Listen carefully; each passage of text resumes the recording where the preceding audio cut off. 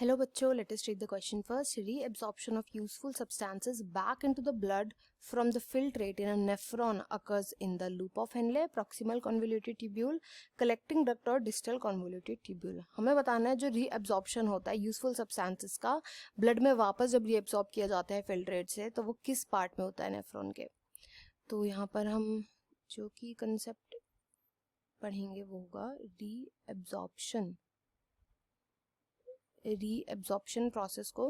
Reabsorption होता क्यों है? क्योंकि देखो जो सबसे फर्स्ट स्टेप होता है ना यूरिन फॉर्मेशन में होता है फिल्ट्रेट का फॉर्मेशन, यानी फिल्ट्रेट बनता है. फिल्ट्रेट बनता कैसे है कि ब्लड को छाना जाता है बाय ग्लोमेरुलस जो कि पार्ट होता है नेफ्रॉन का, ये ब्लड को छानता है एंड ब्लड को छान करके फिल्ट्रेट बनाता है. अब ये जो फिल्ट्रेट होता है ये काफ़ी सारा बनता है, तो इसमें से काफ़ी सारे जो न्यूट्रिएंट्स है, काफ़ी सारा वाटर जो है, इलेक्ट्रोलाइट्स है, वापस रीएब्जॉर्ब करने पड़ जाते हैं, रीएब्जॉर्ब करते हैं. अराउंड 99% ऑफ द जो फिल्ट्रेट होता है ना वो बॉडी रीएब्जॉर्ब कर लेती है. तो ये जो प्रोसेस होता है यही हमें पूछा है कि ये मेनली किस में किया जाता है. तो जो देखो रीएब्जॉर्प्शन जो होता है ना वो मेनली चार जो एलिमेंट्स है नेफ्रॉन के उनके थ्रू होता है. सबसे पहला होगा पीसीटी, जिसको यहाँ पे ऑप्शन बोला गया है प्रॉक्सिमल कन्वोल्यूटेड ट्यूब्यूल.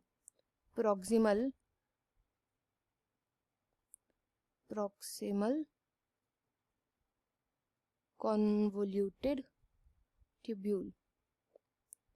तो ये जो पीसीटी है ना ये अराउंड 70 to 80% ऑफ न्यूट्रिएंट्स जो हैं, न्यूट्रिएंट्स हो गए, वाटर हो गए, न्यूट्रिएंट्स, वाटर, इलेक्ट्रोलाइट्स वगैरह, ये सब ये एब्जॉर्ब कर लेता है. मोस्ट ऑफ द जो रीएब्जॉर्प्शन होता है वो पीसीटी के थ्रू होता है.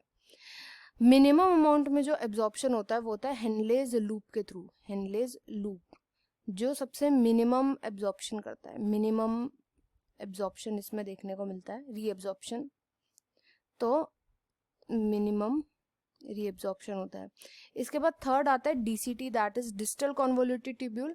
डिस्टल कन्वोल्यूटेड ट्यूब्यूल के अंदर कंडीशनल रीएब्जॉर्प्शन होता है. कंडीशनल का मतलब क्या होता है कि अगर जरूरत पड़ी तो ही रीएब्जॉर्प्शन होगा. कंडीशनल रीएब्जॉर्प्शन देखने को इसके अंदर मिलता है.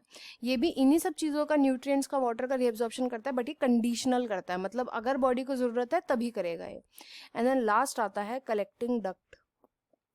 कलेक्टिंग डक्ट जो है वो मेनली वाटर का रीएब्जॉर्प्शन करता है, वाटर को रीएब्जॉर्ब करता है, जिसकी वजह से जो यूरिन है वो कॉन्सेंट्रेटेड हो सकता है. तो मोस्ट ऑफ द टाइम ये केवल वाटर का ही रीएब्जॉर्प्शन करता है और थोड़ा सा यूरिया जो है उसको ये एक्सक्रीट कर देता है, उसको ये बाहर मतलब सिक्रीट कर देता है. तो इधर जो सबसे ज़्यादा रीएब्जॉर्प्शन कर रहा है वो कौन कर रहा है? वो कर रहा है पीसीटी. इसलिए इस क्वेश्चन का राइट आंसर ऑप्शन बी हो जाएगा. I hope you understood well. Best of luck and thank you.